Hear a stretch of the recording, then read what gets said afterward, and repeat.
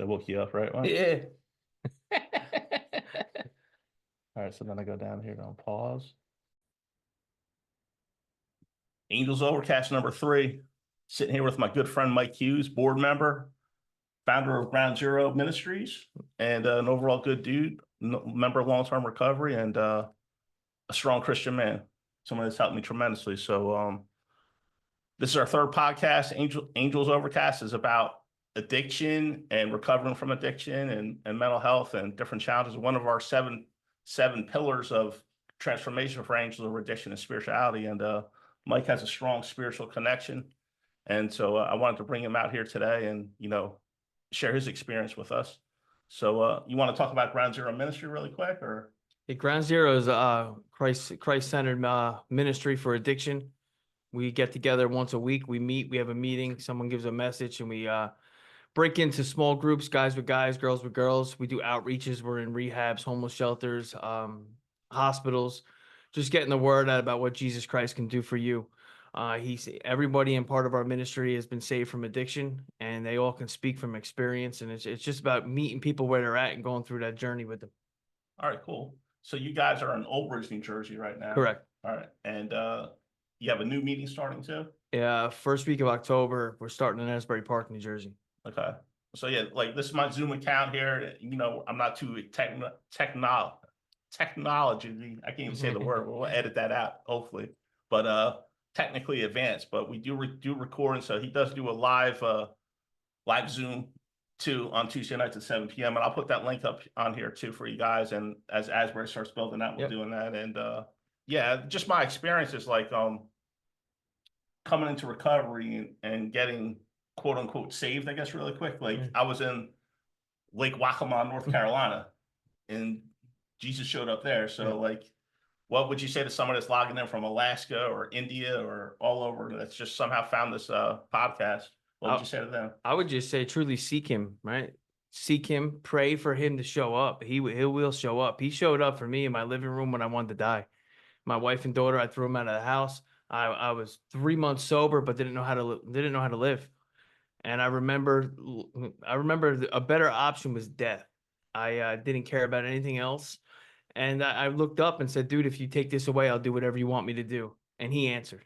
And that was October of 2015. And I've been sober since June of 2015, but that was, 3-4 months later. So you're inside of 9 years of sobriety now? That's correct. Yeah. If I'm doing my math right. Yep. Yeah. So, we're a few days away from October. So that's amazing. When you had that experience, what did it feel in your body physically? Like I had one too. Like what was it like? At that time, it was more just like a sense of peace that came over me. Yes. I didn't understand what it was at that point, but he answered that prayer from that time. From that time on, I have not had a desire to touch a drink or a drug. And I understand that's not everyone's experience. Mm-hmm. Some people, they go through a struggle and they want to put it down, and everyone's sanctification process is different. So it's not a one size fits all, but that's just my experience with it. I asked him to show up and he showed up. Yeah, that was me too, man. Like I was like, as I said, I was in backwoods, North Carolina, and the Gideon Bible and open to the same page. And I asked for help, and it's like I could breathe out, man. And it just, I knew everything was all right. And, oftentimes, I'm going off cuff here a little bit, but oftentimes people feel like they need to have that experience that you and I had. No. It's not the case, like we call it a white light experience in 12-step world, but really there's also the educational variety, and stuff like that. So what have you seen over years as in recovery? I've seen some guys, struggle back and forth, want to put it down. We're dealing with a couple guys now that really want it, but it's a struggle to put any time together. That's not saying they don't know the Lord. That's not saying that they're not saved. That's just saying that this has not been taken away. And I always tell them there's a verse somewhere in 1st or 2nd Corinthians where it says, I have a thorn in my side, a messenger from Satan. And I prayed for it 3 times and the Lord didn't take it away. And said, in your weakness, I make you strong. But if you're praying for something to be taken away and it's not being taken away, change your mindset. What is God trying to teach you in that situation? There's something he's trying to teach you through that struggle of addiction whatever the struggle is, because no matter what the struggle is, substance or patience or anger, it's all a recovery process. Okay. So let's start from the rip here. So what was the journey that led you to Christ? How would you describe that? Um, I grew up in a small town close to here, Keensburg. Everybody on my dad's side of the family, my dad, my brother, my uncles, my aunts on that side of the family has some form of addiction, whether it's drinking, drugs, gambling. I just so happen to have all three. Uh, I started drinking in high school because I didn't fit in. I didn't know how to speak to people. I didn't know how to have conversations. I never felt whole. Once I started drinking, I started using drugs, and that kind of put me in this almost like this false sense of security that I can hang out, I can talk to girls, I could be around people. I gradually got worse, but I always lied to myself. No matter what I did, whether it was drinking or drugs or gambling, I would always switch my addiction, and I would say that, oh, I'm good because I haven't gambled, or I haven't done coke, or I haven't done ecstasy, I haven't done this, and it was all a lie, just to feed my own ego. But we fast forward as this started going forward. I got married. Once I got married, I had that everything from the outside looked good, but inside I was broken. It was had the house, had a wife, had my daughter was born, but I was still broken inside. And it wasn't until 2012, shortly after Hurricane Sandy, I had to come clean about my gambling addiction. But I kind of, just like a true addict, I said, listen, yeah, I'm gambling, but there's nothing else going on, right? I'm still drinking and doing drugs, but we're not going to talk about that. We're just going to talk about the gambling. So Interject for one go second. ahead. You know, an addict and alcoholics gambling with their life every Yeah. freaking day, dude. Yep. You know what I'm saying? Yep. Like, we're like, no, I'm not gambling, but Yeah. I'm using a bag that may have something in it. It's laced. Yeah. It's gonna knock me out like that. And then on that note, I get these guys that tell me I can't trust God. I can't see him. But you can trust the drug dealer at the corner that's loading the bag up. Flacco's cool. Flacco's a good guy, bro. Yeah. Yeah. But so I stopped gambling. I haven't gambled since 2012. But that we fast forward, and truly, there was one doctor in the world that can help my wife. Right? There was one doctor in the world, and when the checks started coming in, they were coming in my name, and if they're in my name, they must be mine, right? I can identify. Yeah. So all the things I said I would never do, I started doing. Right? I never said I would steal. I wouldn't do the things that my dad did to me. I wouldn't, all these things, and my world was crumbling in on me. And from that, I came clean about, the opiates is what brought me to my knees, right? That's exactly what brought me down. But that broke me to a point where I had to come clean again about addiction to my wife. Because 3 years earlier, I had to tell her I was gambling. Now I got to tell her that not only was I stealing, now I was also stealing to fund a habit of addiction. But I can say she never ran. Right? She stuck by me the whole time. I checked into detox. I got through the detox, started doing meetings shortly in October, because when I got out of detox, I had it all figured out. I didn't need help. I could just do it on my own. But that pink cloud they talk about, right? That thing popped. And when it popped, I crumbled. I met a guy in an AA meeting on a Thursday night or Friday night, and he became my sponsor. And I'm full disclosure, I picked him to be my sponsor because I was scared to death of him. Right? If anyone ever, he is a scary dude. Yeah. I know you're talking about. I needed someone that if I got out of line, I was worried he was going to kill me. Most gentle guy you'll ever meet, right. But I didn't know that at the time. And he's the one that night on a Saturday night, I'm on the phone with him telling him I'm having a heart attack. That night I wanted to die. And he's like, I don't think you're having a heart attack. I think you're having an anxiety attack. And I never dealt with an anxiety attack. So I hung up on him. I threw the phone up in the air is what happened. And he said, he goes, oh, you just throw the phone in the air? I said, you told me to pray to a God that doesn't exist. I said, if he does exist, he wants nothing to do with me. He says, well, that's all I got for you. I went home that night, and that's where what I talked about earlier, where I said, if you take this away, I'll do whatever you want me to do. And I remember calling, his name's Joe, I'll say it, right? And I'm like, dude, I prayed and it worked. He's like, it did? Right? Like, because we don't believe it when we're in the middle of it. It works for us, but we give that advice. But that was the journey that brought me to Christ. And I'll tell you what, that thing where I said, you take this away, I'll do whatever you want me to do. He's putting me in positions to just get out of my comfort zone, because this isn't something I want to do. I don't want to sit in front of him, Mike. I don't want to lead a ministry. I want to be in a corner. If today's a Sunday afternoon, I want to be watching football, right? But I'm with you. So, but that's what happens when you're following the Lord and He's opening doors for you. Mm-hmm. So, like, here's a good parallel. So, as you were talking, I wrote this word down. So it's like, probably can't read my handwriting, but it's surrender. Nobody can read my handwriting, but surrender. J. It looks like it. It definitely looks like it. But like, so what will happen is in recovery, like in 12-step land, it says we admit we're powerless. And then I was told if I admit defeat, I have victory. So there's a surrender in my experience when we admit we're powerless. But what I've learned, like through being affiliated with their ministry and just my own walk with God, there's different levels of surrender. Yeah. So what does that look like? If you're truly surrendering it, you're surrendering to the cross and you're not picking it back up. Mm-hmm. And that's the only surrender that works, right? Because if you're if you're surrendering it just for today, or just to get someone off your back, or if it's not really what you want, right?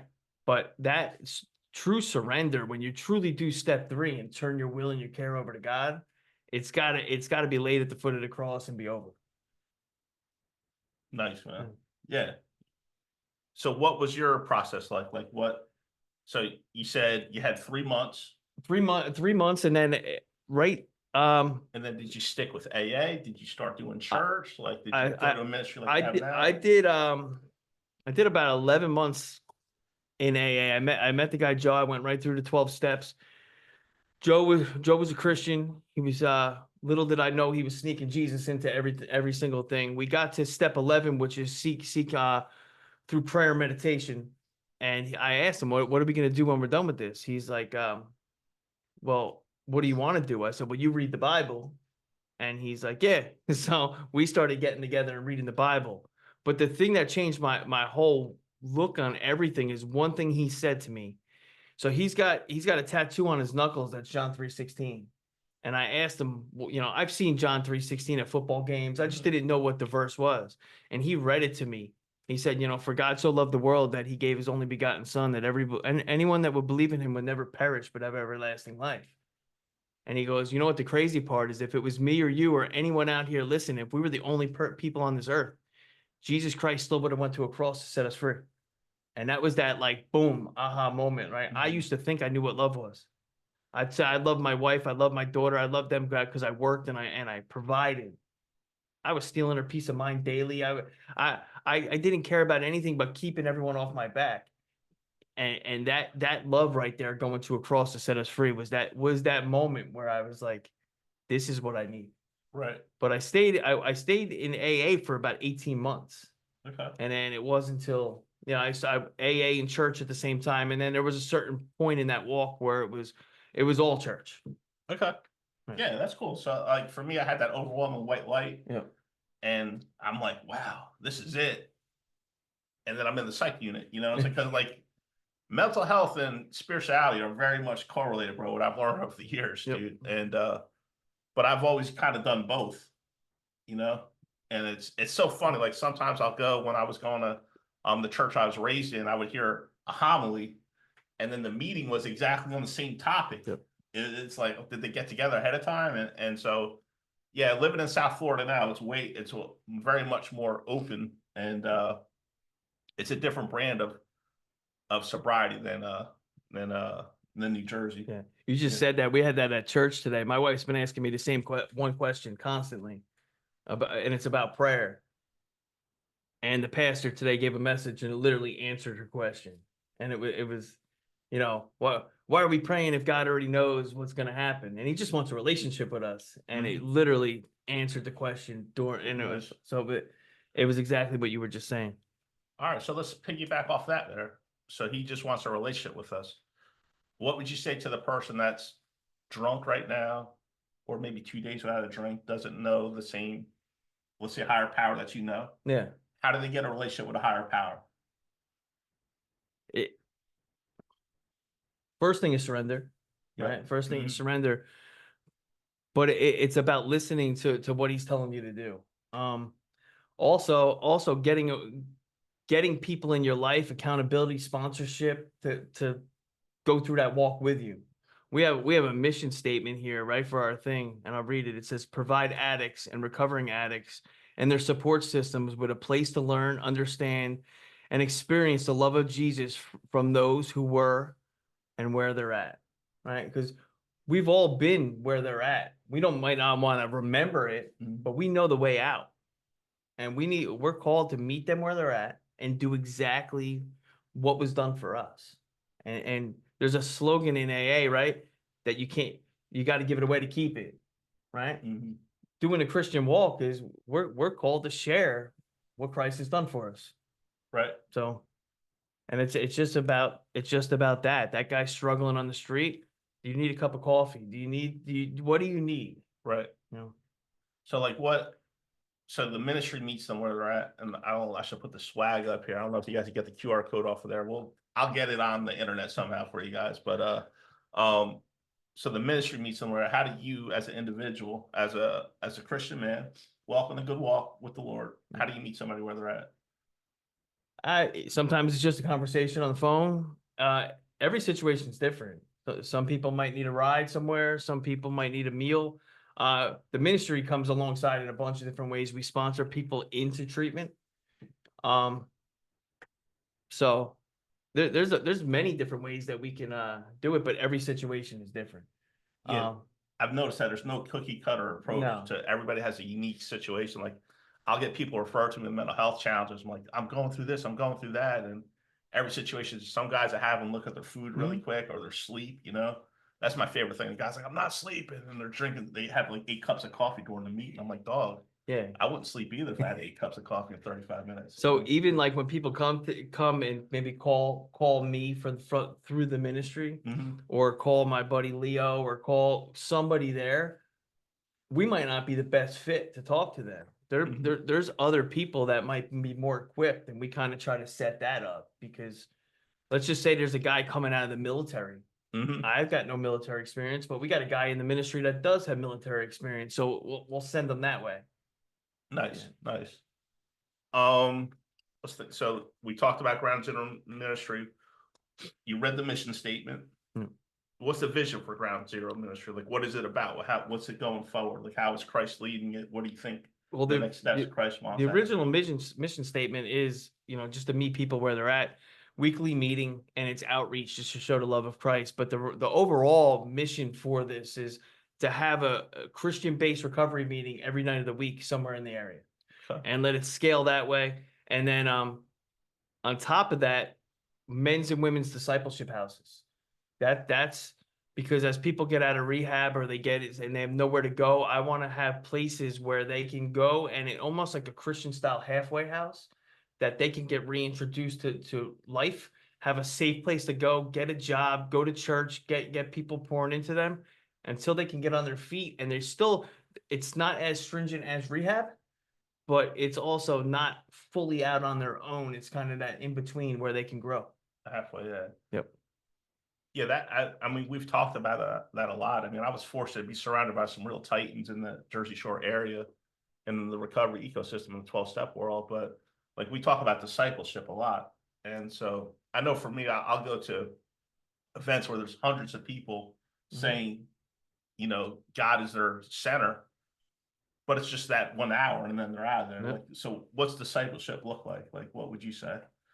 Discipleship is going through the Bible with them, going through and teaching them what the Word of God says, correcting them when they're wrong, when it needs to be corrected, but having a conversation as a friend in another way, right? At any part of your life, you should be pouring into somebody, and somebody should be pouring into you, right? Because if I'm pouring into Mike, I can't be doing crazy stuff, because then, So it discipling somebody helps you, because you can't be doing something that you're telling them not to do. So as much as we're helping that other person, it's helping us grow too. So the discipleship it's a two-way street. Hmm.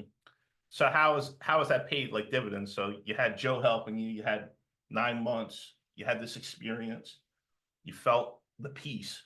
I love that word. Like my friend down here, he says, "No God, no peace. No God, no peace." Yeah. And that peace comes, and then suddenly you're different. You're new creation, like Yeah. that verse says.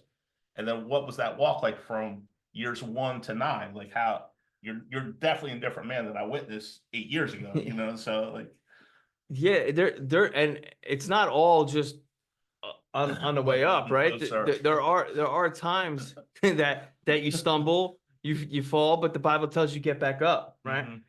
It's know whose you are. If you're a Christian, you're His. And there's victory in that. But yeah, no, the sanctification process will be taking things away. And if I sat down here and told you I never struggled with anything since that day, I'm flat out lying to you. Right.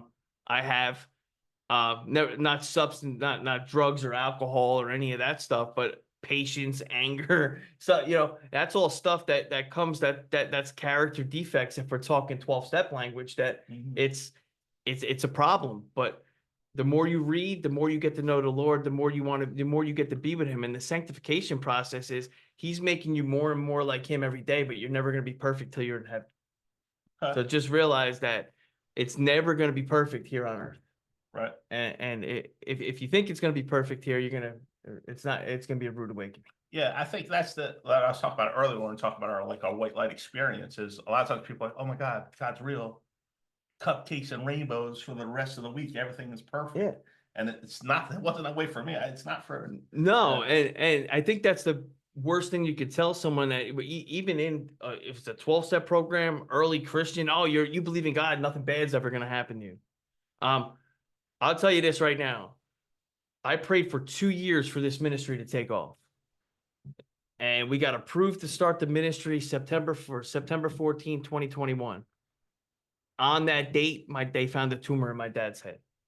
Right. So praying for something for 2 years, on that day, find out he's got brain cancer. 10 months later, he passes away. 2 months before he passed away, he accepted the Lord. So I know where he's at, right? He's in heaven. Is that the way I wanted it to happen? No. But, and in the midst of that, it's like, dude, I'm doing everything you want me to do, and this is still happening. Fast forward, I'll share this too. My wife got diagnosed with thyroid cancer and cancer of her eye within the last 18 months. She's still going through treatments on this. But God's got us with that, and he's been providing. But that's, as you can see, this is 9 years of a walk. In the last 3 years as family members with cancer. So it's not always easy, but James 1:2 says, "Count it all joy when you fall into various trials." It's not if, it's when. So what do you do with that trial? Do you chase God or do you run away? I love, yeah, those motivational guys. I was like Les Brown. If you get hit in the face, if you're on your back, if you can look up, you can get up. Like Eric Thomas, you get punked by the game of life. It's so true. I mean, I got punked with 9 years, bro.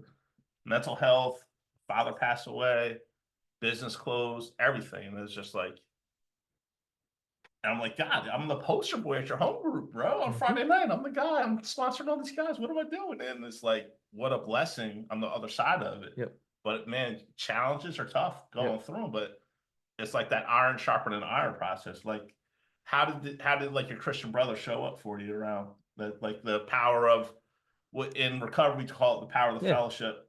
Other men walking the walk. What did it look like? Oh, it was awesome to see. I got, I got a couple really good friends that no matter what I needed, they were there. All right. I'll keep their names out of it because we don't want to, and then you see how God shows up through all this trial with my wife's going through, right? Because she's in the midst of it. I'm her husband. I'm there too, but she's the one going through it. She's tougher than I could. I mean, I couldn't do half the stuff she's been going through. But God's putting her in positions to give her testimony on what God's done in this. And now, go up to a retreat in upstate New York and share, right? So he's opening doors for that, what he's bringing her through. And it's a blessing to see. And that's what shows up, right? God's always saying, I am right here. I'm right here. I'm not letting you go. Mm-hmm. What is that? I mean, I can't quote it, man. Jeremiah 29:11. What is For I it? know the plans I have for you, and that's where I stop. Yeah, something like for you to prosper or something like that. And But I've got one of my sweatshirts, man. It's just like I look. The reason why I bring that up is just like the stuff I seen you go through and the stuff in my own life. It was all part of like the divine plan. yep. And like in hindsight, 2020 is perfect, but when you're in it, it's a challenge. It's great. It's no fun, no bueno. You Yep. know, so like I'm hoping there's somebody that's listening right now and is in that challenge and feels like hopeless, Mm. and they're going to surrender. Yeah. And that's all it takes is surrender, like we talked about earlier, to the cross. 1 Peter 5:7, I believe it is. It's cast all your cares upon him because he cares for you, right? He's telling you to anything you got, throw it at me. Mm-hmm. I care for you. I love you. And he truly means it. Right? The other verse is somewhere in there where it talks about my yoke is easy and my burden is light. Right? And no matter what you're facing in this world, it could be heavy. But he's there telling you, you come with me, your burden's light. So when we were talking third step earlier, we were talking about, so for those not in 12-step land, third step is made a decision to turn our will and our lives over to the care of God as we understood him. And for me in early recovery, I confuse that, like I would get a piece of paper and it was a fax from God to Mike. This is your will for the day. This is my will for your life for the day. And it just wasn't happening that way. No. So like, how do you determine God's will in your life? Like, what does that look like to you? Um, the way I operate is I pray about things. I lift them up in prayer. I start moving on the prayer. If God shuts the door, it's not his will. If the door is open, I keep it moving, and I just keep praying and moving forward. There's many things that even in the midst of all this, the ministry stuff, um, there's been outreaches that we got in, and then God shut the door after we were out. We were in there. There's been other ones that the door's been kicked wide open. This other thing coming on with Asbury Park, that we'll see if that's where he wants us. Right? It hasn't started yet. Um, so it's just about praying, staying reading, staying obedient to what he's telling you to do, and in his spirit, and just keep moving. I got friends though that do it the exact opposite way, right? They'll pray and wait and wait and wait. That's just not like, that's not my style. It's never been like, this is killing me to be sitting on a bench. Yeah, so early in recovery, I would go back and forth to North Jersey in the car with my father on the commute, and I would ask him God's will and stuff, and he would always say what we use in recovery: faith can move a mountain, but you better bring a shovel. So a lot of times you see the guys just, this is God's will. I'm praying today, and they don't get out of bed or do anything, So it's like getting your hands dirty, getting grimy with it. Yeah, he wants you to move with it, right? He doesn't want you to just sit and wait for it to be done for you. Right. So it's about praying and moving. Mm-hmm. So now, so for the listeners, like I lived in New Jersey for first 22 years of my recovery. I've been in South Florida for about 3 years now. South Florida, we got a lot of people new in treatment.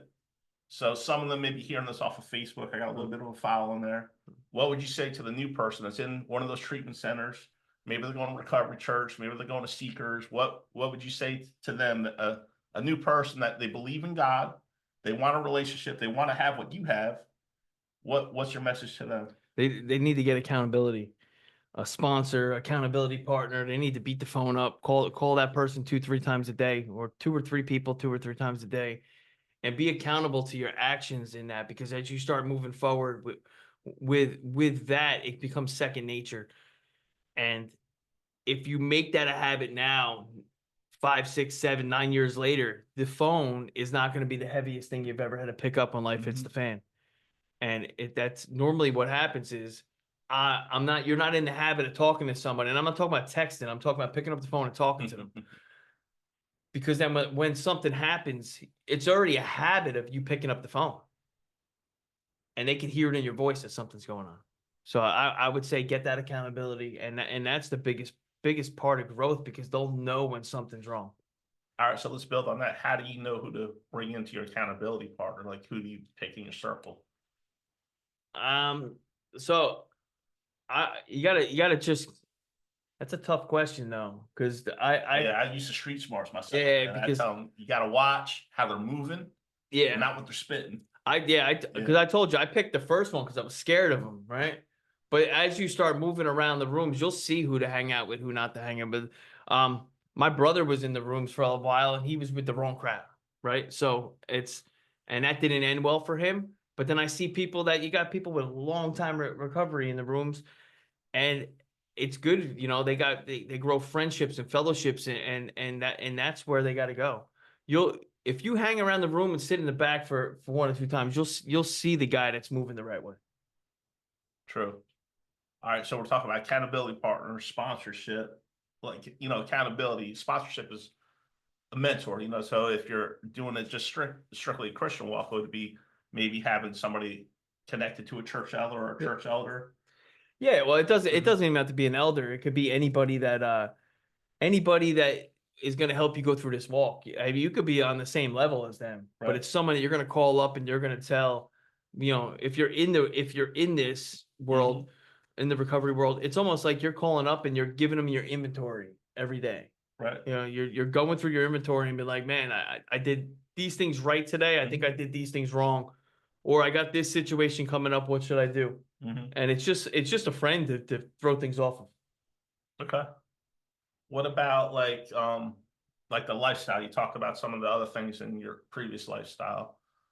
Did you like? I stopped listening to rap music when I first got sober. Like I was only watched that show Touched by the Angel, and I was like, bro, you're getting soft, dude. What's up with you? Did you change TV, music? At the beginning, right when I first got sober, my obviously my phone number changed, all that stuff changed. TV was the only thing I really did. I stopped watching basketball because I never liked basketball. I just gambled on it. And football, I'd watch 2 football games. It was the Giants and Notre Dame. Just because I was gambling on football, but I still like football. And obviously over time that grew to, I'm more comfortable sitting watching a football game than but music, I always like country music, and that, if it was back in the day and I was listening to rap, I probably would have cut that out. But it was more people, places, things, and who I was hanging out with. My contacts in my phone, my whole phone number, my whole phone book changed. Everything changed the day I got a detox, and it was just about making that effort of, I am not going back there. Right. I know I can't do this ever again. So I know you were big on, like I was big on country music too. I mean, Italian kid from Jersey, Canada, Copenhagen, my boys in North, with the college with her, chuckling now. They call me the wannabe redneck. But so like going back to a country music concert, being sober, what was your experience like? I've only been to one, I think, and I've realized I'm not a concert person. Right. I'll do concerts now with my daughter, right, and my wife. But they're still I only really went to concerts to get lit up. Me too. But like what happened for me in my experience is I go to a concert and I hear the opening artist. I'm like, wow, they're really good. Who are they? You only heard them 6 times. Yeah. But I started appreciating it. Like I can remember I had a year and my 2 best friends from North Carolina came up and we go to Yankee Stadium and we're sitting in the bleachers like, well, everyone's gonna be banged up or something. And I'm like, oh my God, Jeter's playing on the grass, dude. Why is that? Oh, there's nobody on base. I started appreciating baseball instead of getting, so just what I'm saying, the long way home is that you become present to so many different things when you're not just in the bondage of active addiction. Yeah. It's the same thing with like when I was I get to sit there and appreciate and the Giants are horrible, but I get to appreciate just sitting watching a football game, because I don't have fantasy football going. I'm not gambling on this. I'm not worried about hitting a point spread or any of this stuff. It's just watch the game. They win, they lose, and it's done. Yeah, it's such a different walk, man. Yeah. So it's actually a blessing just to sit back and watch, remember where you were, right, and see what God has done to get you where you're at. Right. Yeah, and we've had that conversation. So like, what's happened for me is like, Yeah, it's hot in here. If you guys see us sweating, I was gonna wear the hat too, and I'll just, Yeah. I might be almost not as fat by the end of the podcast, but yeah. Yeah, I mean, we've talked about that. So let's think about this here. You're in the recovery community and you're a football fan, and you're gonna spend, I don't know, 4 hours a day on fantasy football, Mm. watch the NFL on all day Sunday. What would it look like hypothetically if, let's just say, 10% of recovery community was doing something altruistic on Sundays instead of, Oh, it's the whole thing we flipped on its head. Um, you're, and I'll get people even like, oh, we're doing fantasy football, but we're not gambling. We're doing it for free. It's still taken up, like you said, 4, 5, 6 hours a week. your most valuable resource, your time. Yeah, and then you're sitting there worried about it all day Sunday. I just see no point in it. I see no point in. I'll tell them. I'll hit them with a line from Wolf of Wall Street. I'm like, yeah, well, then why don't you just go eat the wax fruit off the table and tell me it's nutritious, right? It makes no sense to me. Like, there's also a line like, don't cause your brother to stumble. Why would you even try to cause you to stumble by getting just that little itch of, oh, you do, think, oh, if I had money on this, right? Or if I, I don't see any point to it. But if you took that time, that 6 hours a week, and called a rehab or witness to somebody or just to work some stuff out here, I mean, this whole addiction thing would be flipped on its head. So in case you didn't pick up on it, I'm a little slow, but I picked up. He referenced the Wolf of Wall Street in the Bible within 7 seconds. Like, you got to get with this guy, bro. You got to get with him. I mean, that's the thing though too. What I've noticed is like people need real, Yep. like authenticity, like speaking from the heart. Like, you're not robot. Like, okay, I'm going to church today and it's going to read this Bible verse and everything's going to be hunky dory. And my buddy Billy always tells me, you don't need to lose your personality just because you're a Christian. Right? You are who you are, but you're just not that old person doing all the crazy stuff. But it's just a matter of, if you are that locked up person, are you going to reach as many people as you could reach? I'm still the same lunatic that I was, other than doing drugs and alcohol. I'm still that person.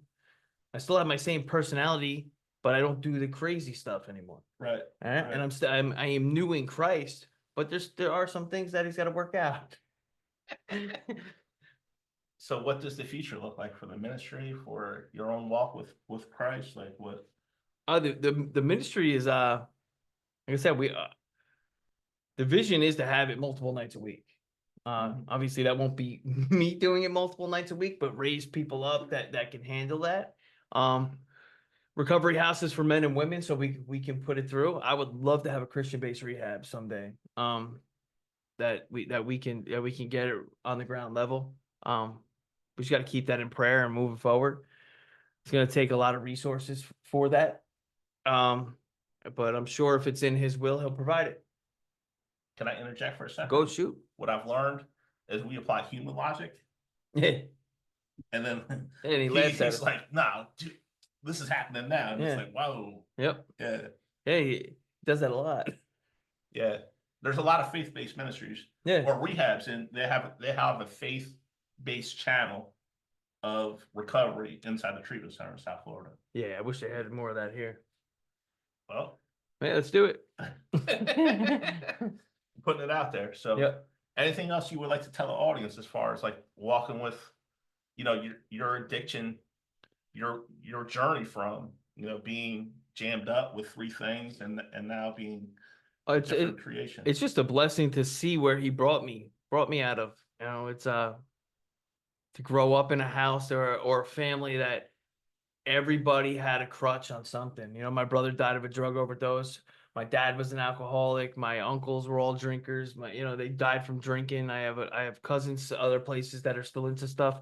But I don't know. They might be. But it's that vicious cycle. But Jesus Christ breaks those chains. Right now, my daughter does not have to know me as a drug addict. Right? She doesn't have to know me as a drunk or a gambler. She gets to see me show up and be a father. My wife gets to see me be a husband. That stuff was not going to happen without Christ. It just wasn't. And the nice part about what we do at this ministry, it's not putting all these things in a box. I don't know if you like, if you're around like AA's alcohol, NA's narcotics, GA's gambling, and you got CA for cocaine, and you got every addiction has a box to put it in. But Christ says that sin is a sin is a sin, right? And we handle everything there, because if you're struggling with drinking, you're probably struggling with drugs. And if you're struggling with gambling, you probably shouldn't be drinking, right? So handle everything, and Jesus Christ cures all sins. It just takes putting your faith in him. Nice, nice. What else would you say to like somebody that's, I don't know, like just new to Christianity, even outside of addiction, just trying to see? What would you say? Just keep seeking them and keep grinding forward. Find people to ask questions. But the biggest thing is realize that he's always going to answer the phone. Right. You know, just keep reading and knowing more. I mean, me personally, if someone tells you got to read a certain amount or pray a certain amount, listen, read what I at the beginning, I would read 3 or 4 verses, sometimes 10. If that verse spoke to me, I'd stop. I'd think about that all day long. Everybody's different. Everyone's walk's different. But I would just tell you, keep seeking him, keep seeking the Lord, and he's going to show himself who it is. And you're going to hit valleys. You're going to hit things where it's going to be like, really, am I truly his, because this stuff's going on? But one of these verses that I always go, like Psalm 23, it says, though I walk through the valley of the shadow of death. It says I walk through the valley. It doesn't say I stay in the valley, right? You might go down, but you'll be coming back up. Just keep grinding forward and keep chasing them. Yeah, that's funny. Because I was in the psych unit, 1999, just saying that Psalm 23 the whole time, bro. That's crazy. So that's one of my favorite verses. What would be one of your favorite Bible verses? Probably Philippians 4:13. Philippians 4 verse 13. And I could do all things through Christ who give me strength. Just because when you break it down to where he is, Paul the Apostle's in a jail. He's actually in a jail. And he says, I know what it is to have a lot, and I know what it is to have a little. But it doesn't matter what I have. Now I'm paraphrasing, but I could do all things through Christ who give me strength. So no matter what situation you're in, no matter your financial situation or your living situation, or if you have a house, if you don't have a house, if it's a mansion, you're in jail, Jesus Christ can be there to give you strength. Mm-hmm. Yeah, one of my other mentors, my good friends, kind of discipling me too. He says, if you show up, he can show out. Mm-hmm. And that's really been like, he'll do the action. We do the action, but we're like trusting in him. And it's like it's crazy when you start seeing it all happen. Yep. You know? Anything else you'd like to tell the audience, or what are you thinking? I liked earlier when you were talking about your wife and your daughter being because I don't have that experience of being a Christian father and a Christian husband. So what else would you tell to that demographic that might be listening, because they're like, well, I know I can't drink, but she's annoying me, or my kids don't respect me, or what would you say to that person? Well, there's the things I put her through, I could say it in a worldly sense that I deserve every single thing that gets thrown at me. But that's not how it is. That's not how it is, right? But when you put a man and a woman together, it's 2 imperfect people that want their way. So no matter what the situation is, you can battle. But my wife is a complete saint for putting up with all the stuff I put up with. I think the first year I celebrated AA was June of 2016, and we got married in 2007. So that's about 9 years. Mm-hmm. And I was like, hey, listen, next month we celebrate 9 years. I said she celebrates 9 years of marriage. I just joined into marriage last year. Right. And that was because I was absent from all this. Right. Mm-hmm. I was absent. She could have packed up and left, but she didn't. She stuck around. And to see what God has done in our marriage, to see how it's a blessing. Is everything, but it's great to see that I had a wife that stuck behind me and never ran and supports me in everything. And all these crazy ideas that keep coming up, Right. it's it's like she's there to back me and to see what my daughter grow. Like she's gonna be 16 and doesn't have to see that so Mhm. never has to see her dad be that way. So also the one thing I saw with my daughter, I want to go backwards early on, and the thing that changed everything, right? So the first barbecue that we had after I was sober, I got off of work, I get out by the pool, and my daughter keeps telling me not to go in the pool on one side of the pool, and I have no idea why. So it's like 4 or 5 times, and finally I'm like, I don't get it. Why? She's like, someone spilled wine over there. She was six, 6 or 7 years old.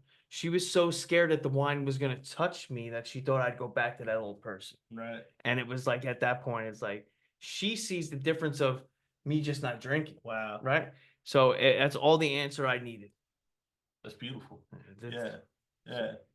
so as you go through that and you see that and you remember what you put your family through and see what Jesus has done to bring it back. And like I said, I'm not saying every day is perfect. I fail Right. at things, but to realize Jesus can restore it from that level, what can he do with these little things? So let's talk, because a lot of people that log in may not really believe the same way, that have the same faith that you have or I have or something. They're recognizing the gift of desperation that we're talking about, the surrender, or the good orderly direction. Yep. They don't have a specific name on a higher power. What could help them? Like what do you think? I would just realize that if you go through a thing and you're looking for a higher power, and a lot of and that line in the 12 steps is as you understand them. And Mike brought something up before, that if you're making up your own higher power, if you're making up who it is, right? You're writing down what the will is. This is what I want you to do. You're co-signing all the stuff that you've already done. And if you're an addict, your choices of what got you into this thing. Jesus Christ is not that, right? He's the creator. So I would just tell you this: give him a shot. If it's not your first time, if it's not your first rodeo, I think I said to someone that one day at a rehab, what do you got to lose? Right? What do you got to lose? Seek him, see what it is. But my main thing was, I know where I was at. I know that I was broken, and I knew there was one way to go, and I had to find who God was. And it's everybody's a little bit different, but I would just say truly seek. They say God, truly seek God, and Jesus will show up. Okay. So the website to your Yeah, so the website is gzarm.org. It's Ground Zero Addiction Ministry. we'll hold this bad boy up here, and I'll populate this onto the website and everything like that, of course, for you guys. And is there anything else you want to discuss with the audience, or what are you thinking? I could do this all night, bro. I love you, and like we're spitting, so we can keep going. Completely up to you. What's the question? I'll ask a question here. So, like a lot of the ministry I went to the other night, they gave them an opportunity. They gave 40 people went up and accepted Jesus. A lot of churches I go to, they'll give a prayer call at the end. So if somebody's logged in right now, what would be the call to them if they wanted to maybe dedicate their life to Christ right now at the moment? How would you do that? What I normally tell people is let's have a conversation first, so you know exactly what you're doing. But it only takes if you know exactly what you're doing, it takes just telling Jesus that I'm a sinner and I need help, and I lay everything down to you and pray to have for him come into your heart. There's actually a prayer right in here, and I could read it when I find it. Yeah, a kid that has he's younger, he's in his 20s, but you can see he's oozing God.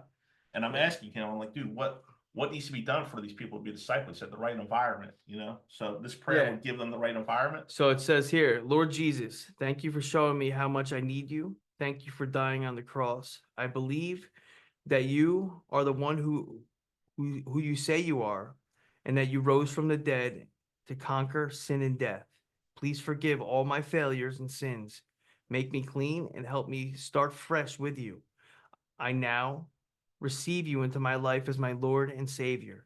Help me to love and serve you with all my heart. Amen. Amen. And that's a key thing in there, Lord and Savior, right? Because we all want a Savior, but we don't want a Lord over our life. Ooh. And it's very easy to take that help from somebody and say, oh yeah, get me out of this crackpot, get me out of jail, get me out of this. But he wants to be both. He wants to be your Lord and Savior. And the only way to be saved to get to heaven is to have him as Lord and Savior. It's deep, dude. That is deep. Yeah.